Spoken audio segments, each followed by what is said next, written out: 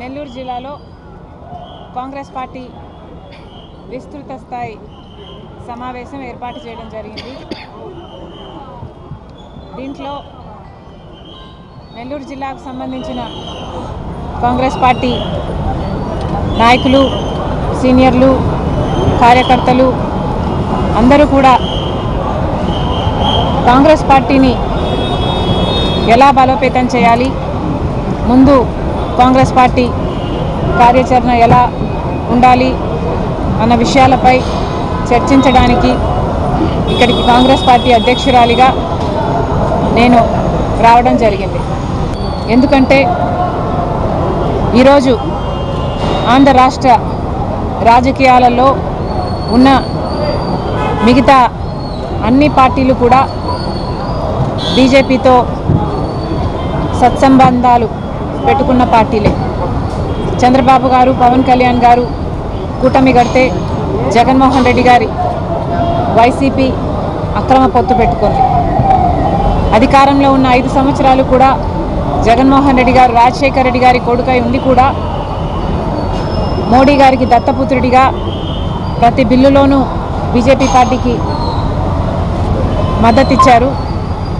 అదానికి, అంబానీకి లేక మోడీ గారికి ఏ మేలు కావాలంటే అది చేశారు. మెడలు వంచి ప్రత్యేక హోదా తెస్తానన్న జగన్మోహన్ రెడ్డి గారు తమ మెడలను మోడీ కింద పెట్టడం జరిగింది. ఇక ఇప్పుడు కూటమి సర్కారు అధికారంలో ఉంది. చంద్రబాబు గారు ఇంతకుముందు కూడా బీజేపీతో పొత్తు పెట్టుకున్నారు. కానీ రాత్రి పడ్డ గోయిలోనే మళ్ళీ ఇప్పుడు పగలు పడ్డానికి సిద్ధపడ్డారు చంద్రబాబు గారు. మన రాష్ట్రానికి ఏ ఒక్క మేలు చేయని బీజేపీ పార్టీకి మద్దతిస్తూ ఈరోజు బీజేపీ పార్టీ అధికారంలో ఉంది అంటే ఒక స్తంభంలా నిలబడిన వాడు చంద్రబాబు గారు అవుతుంది అని ఒక్కడంటే ఒక్కడు కూడా మాట్లాడలేదు అంటే ఎంత దురదృష్టకరమో ఇది ఆంధ్ర రాష్ట్ర ప్రజలందరూ గమనించాల్సిన విషయం. ఒక్కరికి కూడా బీజేపీకి వ్యతిరేకంగా మాట్లాడే దమ్ము లేదు. ఈరోజు ఒక రాజధాని విషయం చూసుకున్నా కూడా మనకు అప్పులు ఇస్తున్నారు రాజధాని కట్టుకోవడానికి. వాస్తవానికి విభజన హామీలలో ఒక హామీ రాజధాని పూర్తి నిర్మాణ బాధ్యత కేంద్ర ప్రభుత్వానికి.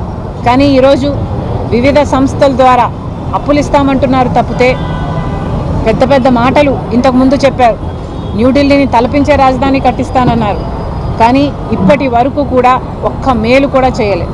ఆఖరికి విశాఖ స్టీల్ కూడా ఎప్పుడు ప్రైవేటైజ్ అవుతుందో అని బిక్కుమంటూ అక్కడ వాళ్ళు కూడా బతుకుతున్నారు. ఒక్క రైతుకు కూడా ఇవ్వలేదు. ఇవ్వాల్సిన రైతులు దాదాపు 80 లక్షల మంది అయితే ఇస్తున్నది మాత్రం 45 లక్షల మందికి. ఇలా ప్రతి పథకంలోనూ లేకపోతే అమ్మఒడి అనే కార్యక్రమం అయితే ప్రతి పిల్లాడికి ప్రతి చైల్డ్కి 15,000 రూపాయలు ఇస్తామని చెప్పారు. కానీ ఇంతవరకు ఒక్కరికి కూడా ఇవ్వలేదు. ఇక మీదట ఇస్తామంటున్నారు. అది కూడా 20 లక్షల మందికి, 87 లక్షల మంది ఉంటే 67 లక్షల మందికి మాత్రమే ఇస్తామంటున్నారు. ఇలా ప్రతి సూపర్ 6కు చెందిన హామీలో మీరు కోతలు పెట్టుకుంటూ పోతే మరిది అమలు చేసినట్టు ఎలా అవుతుంది అని అడుగుతున్నాం చంద్రబాబు గారు. నిరుద్యోగ భృతి ఇస్తామన్నారు. ఈ హామీ చంద్రబాబు గారు ఇంతకుముందు ముఖ్యమంత్రిగా ఉన్నప్పుడు కూడా ఇచ్చారు. అప్పుడు ఎగ్గొట్టారు, ఇప్పుడు కూడా ఎగ్గొడతారు అనే అనిపిస్తుంది. 3,000 రూపాయలు నిరుద్యోగ భృతి ఇస్తామన్నారు. ఇప్పటి వరకైతే అసలు దాని గురించి ఊసేలేదు, అసలు మాట్లాడమే లేదు చంద్రబాబు గారు. మహిళల మహాశక్తి పథకం అన్నారు. ప్రతి మహిళకు, పేదవాళ్లకు దాదాపు 2 కోట్ల మంది ఉంటారు మన రాష్ట్రంలో. వాళ్ళందరికీ కూడా నెలకు 1,500, అంటే సంవత్సరానికి 18,000 రూపాయలు చంద్రబాబు గారు ఇస్తామన్నారు. ఇది చాలా హెవీ బడ్జెట్ స్కీమ్.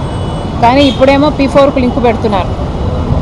ఎలక్షన్లప్పుడు మీరు చెప్పలేదు కదా P4కు లింకు పెడతాము అని. మరి ఇప్పుడు ఎందుకు లింకు పెడుతున్నారు? చంద్రబాబు గారు సమాధానం చెప్పారు. మొత్తం అంతమంది మహిళలకు మోసం చేయడానికి సిద్ధపడ్డారు చంద్రబాబు గారు అంటే మరి సూపర్ 6 సూపర్ ఫ్లాప్ అయ్యింది అనక ఏమనాలి? లక్షల ఉద్యోగాలు తెస్తున్నామని అరచేతిలో వైకుంఠం చూపిస్తున్నారు తప్పితే ఎవరికి ఉద్యోగాలు అయితే ఇంతవరకు రాలేదు. మరి చంద్రబాబు గారు వీటన్నిటికీ కూడా సమాధానం చెప్పాలి. ఫీజు రీయింబర్స్మెంట్ బకాయిలు అయితే 4,300 ఉన్నాయి. ఆరోగ్యశ్రీ బకాయిలు తమ గుండెల మీద చేసుకొని చెప్పాలి. మేము మాట చెప్పినా ప్రజలు దాని వెంటనే మీరు అమలు చేస్తారు, వాళ్ళు ఓట్లేసిన వెంటనే మీరు అధికారంలోకి వచ్చిన వెంటనే అమలు చేస్తారు అన్న నమ్మకంతోనే ఓట్లేస్తారు. ఇలా సంవత్సరాలు గడిచిపోయినా వాటికి అమలు నోచుకోకపోతే మీరు ప్రజలను మోసం చేస్తున్నట్టే. మరెన్నో వీడియోల కోసం మా ఛానల్ ని సబ్స్క్రైబ్ చేసుకుని పక్కనే ఉన్న బెల్ ఐకాన్ ని క్లిక్ చేసి